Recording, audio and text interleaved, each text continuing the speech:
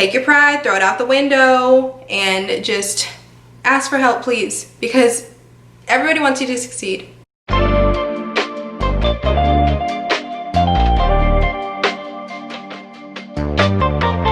Hello and welcome back to my YouTube channel. My name is Joy, and over here we talk about dental school, getting you into dental school, and whatever else I want to talk about. So I thank you all for coming, clicking on this video. If you're new, welcome. If you are returning, thank you for returning. If you haven't already subscribed, there's no time like the present, so I'll give you a moment to go ahead and click that little red button.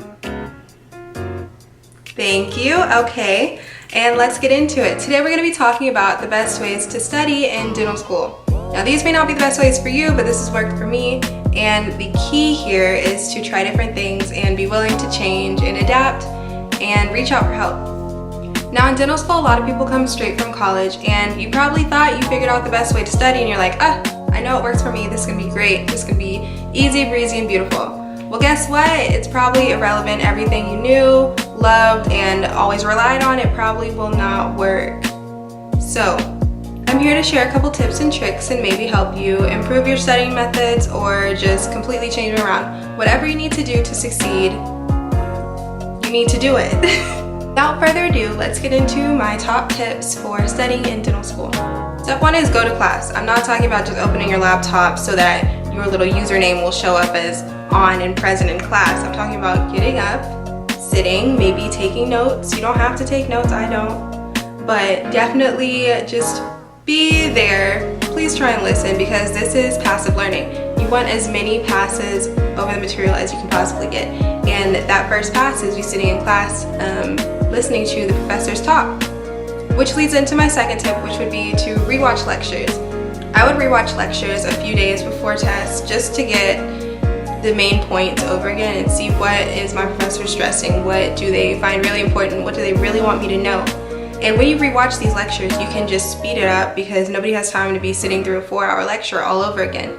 If you play it on 2 times speed or like 2.5 times speed, you can get through a 2-hour lecture in like 40 minutes or something like that. I'm not a mathematician. When you speed up the lecture, you might be worried about missing things, but your brain can really process information a lot faster than we can speak. So that is good, and you save a ton of time. After I rewatched lectures, I would go ahead and do practice questions relating to the material. You don't have to make these questions yourself, but you do need to get access to them. I have a friend who makes these question sets. It's pages and pages of questions that are almost identical to things that the professor would ask. And it's not like she found some document or whatever. No, she just would go through the PowerPoints, go through the lectures, and write down questions that she felt the professor would ask. So in these, she would put them in 2 columns so that you could fold it in half and test yourself. Go ahead and answer all the questions, and then open it up when you're done and check all your answers. Those help me so much. And those are amazing, okay? If you have the ability to do that, go ahead. It's not hard. I'll even include a sample of some that I did. But these questions that you write or you get from somebody else, they need to have the same flavor as the test, as the quizzes, as the lectures. You need to, simulate it so that your brain gets used to, this is the information, this is how it's going to be presented during a test, and I know how to answer it. Also relating to the practice questions, I also found flashcards were really helpful for me. You can either use physical ones like this. I got this little box from Walmart, and I would put my little questions in here. I would use these for either vocabulary or big picture topics. So this one is mitochondrial inheritance, and I don't know what mitochondrial inheritance means anymore, but everything I need to know about it is on this card, okay? You can separate them by lecture or just by test, so group them like this. I'm sure y'all know how to use flashcards, you went through college. But there's also Quizlet, online flashcards, and then there's also Anki. Anki is really cool, and I think it's a really great tool, but it does require some mild coding knowledge. If you don't know how to code, get somebody else's Ankis and use them. And there are also a lot of tutorials on YouTube on how to use Anki and how to utilize it for your benefit. The next tip is do not study what you know. I know it's comforting, I know it feels good, you're like, I know this, I'm getting all the questions right, I'm getting all the flashcards, I'm getting all the Ankis, all the Quizlet questions, it's good, I know it. But that's not helping you. You need to study what you don't know, you need to study what is uncomfortable, what you do not know, and what you cannot rattle off, like your last name. So for each test, I would write out each topic that was on the test from a lecture, and then write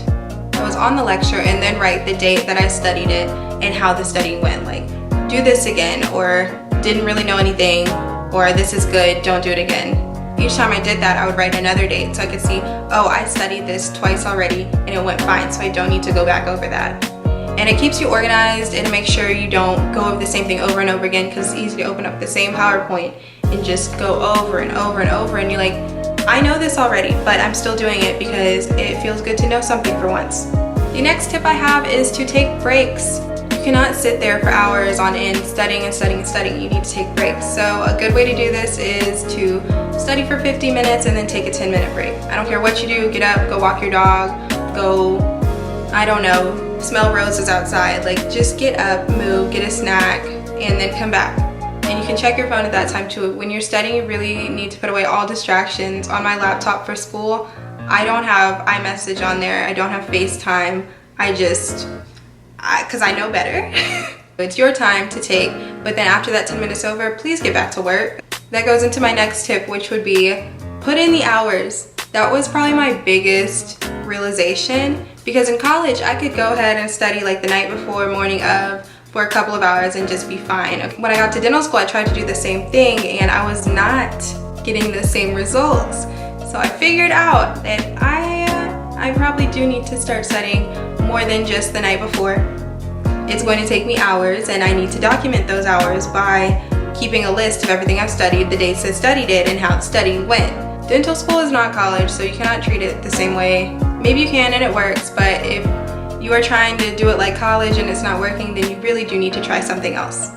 My last and final tip is the most important, and that would be to ask for help. I've already mentioned reaching out to classmates, but you also need to reach out to upperclassmen, reach out to your professors, faculty, whoever is willing to help you. You need to take the help, and nobody's going to help you if they don't know you're struggling. So take your pride, throw it out the window, and just ask for help, please, because everybody wants you to succeed.